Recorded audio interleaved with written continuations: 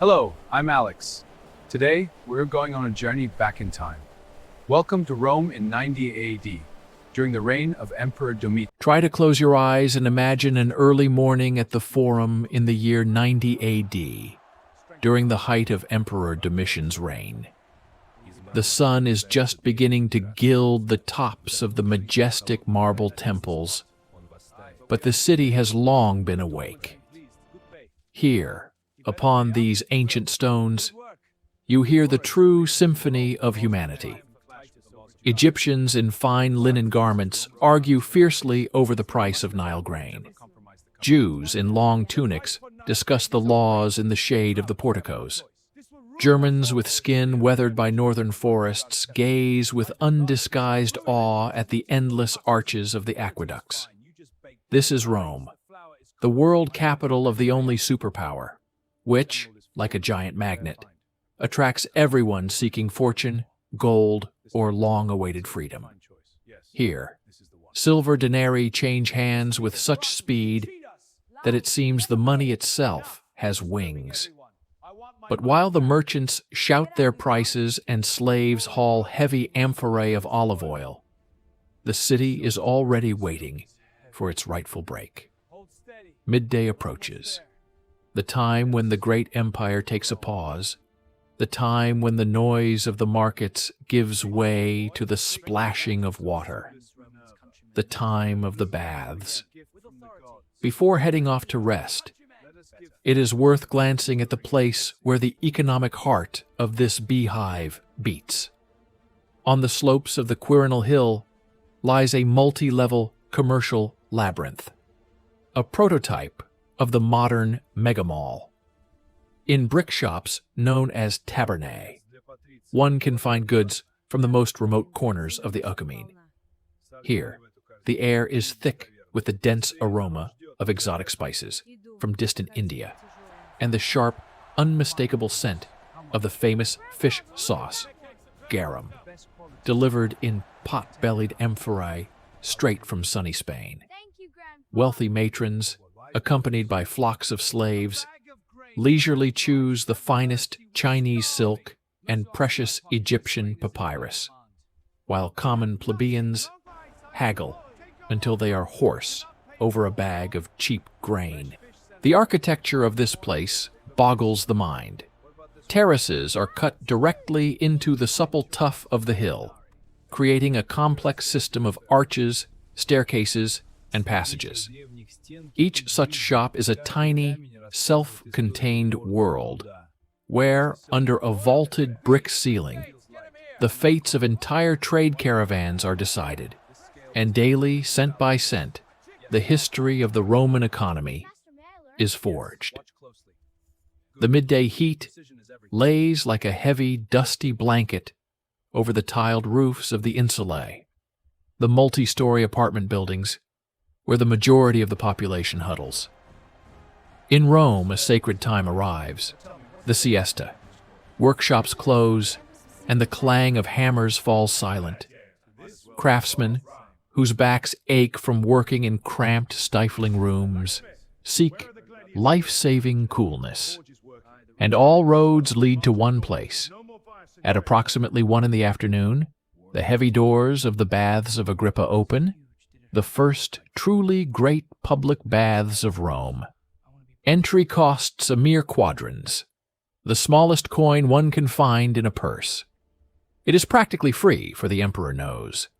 A clean and content crowd is a peaceful crowd. Step inside. You are greeted by the grandeur of the vaults and the echo of thousands of voices reflecting off the marble.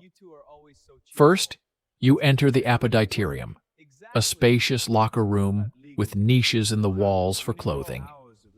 Then begins the ritual of purification. The frigidarium meets you with the bracing, icy water of a massive pool under an open dome. The tepidarium envelopes you in a soft, moist warmth, preparing the body for the hot room, the caldarium. There, the steam is so thick that people appear only as blurred shadows in the golden shafts of light piercing through narrow windows. But the baths are not just about washing. Outside, on the wide palaestra, life is in full swing. Wrestlers smeared with oil grapple in bouts, while athletes lift heavy lead weights. Here, social boundaries melt away. A senator plunges into a pool alongside a shoe shiner. Nakedness levels everyone, and the hot air loosens tongues. Beneath your feet, hidden under layers of mosaic, works the ingenious system of the hippocaust. In the underground chambers, hundreds of slaves maintain fires in the furnaces around the clock, so that scorching air can circulate through the hollows, under the floor, and inside the walls. Rome literally burns entire forests, so that its citizens can enjoy warmth in the very heart of the metropolis. While bodies relax in the water, the citizens' hearing begins to pick up another sound, a distant, rising animal roar that makes the air vibrate. The city calls to the main spectacle of the day. We head toward the Flavian Amphitheater, which the world will remember as the Colosseum. It was completed only recently, under Emperor Titus, and in the 90s, it is the pinnacle of engineering. Imagine, 80 entrances and exits allow 50,000 spectators to fill the stands or vacate them in a matter of minutes. But inside, a strict order reigns, reflecting the hierarchy of the empire itself. Down below, on wide marble podiums, sit the senators and the Vestal virgins. Above them are the knights in flawless white togas. Higher still are the free citizens. And at the very top, in the shade of a massive awning called the Valerium, huddle the slaves and the women. Today, 7 pairs of gladiators will step onto the blood-soaked sand. In the eyes of the law, they are beings without honor, but for the crowd, they are living idols. A winner can earn a fortune in a single bout, an amount a legionary saves for years. Mortality in the gladiator schools was high, but not absolute. Training a professional fighter cost too much to kill him senselessly in his very first match. But today, the crowd hungers for drama. When a gladiator plunges his sword into the sand to the roar of lions brought from the depths of Africa, 50,000 people scream in a singular ecstasy. This is bread and circuses, the great social contract between Caesar and the people. As the sun begins to sink into the yellow waters of the Tiber, the Colosseum empties, but Rome does not fall silent. The time of twilight arrives, the time of taverns and street kitchens. On every corner the lights of the Thermopolia flicker, ancient food courts with deep bowls built into the counters. Most Romans live in insulae where, due to the constant threat of fire, cooking over an open flame is forbidden. Therefore, the whole city dines in the street.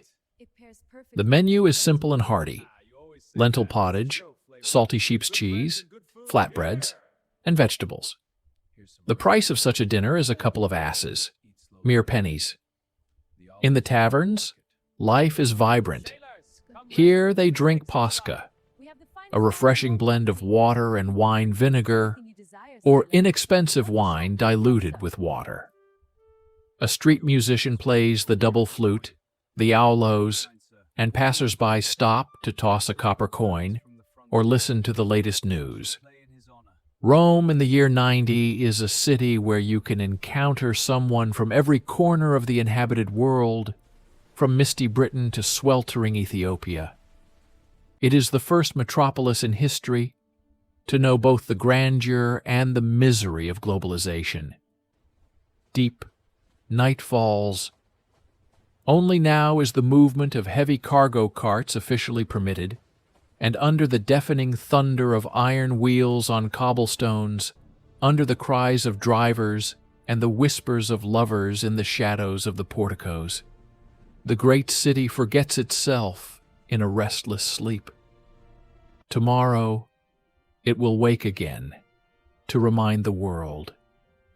All roads still lead here. Let me know in the comments which scene was your favorite. If you enjoyed the video, please give it a thumbs up. And if you want to see more historical reconstructions like this, subscribe to the channel. Thanks for watching.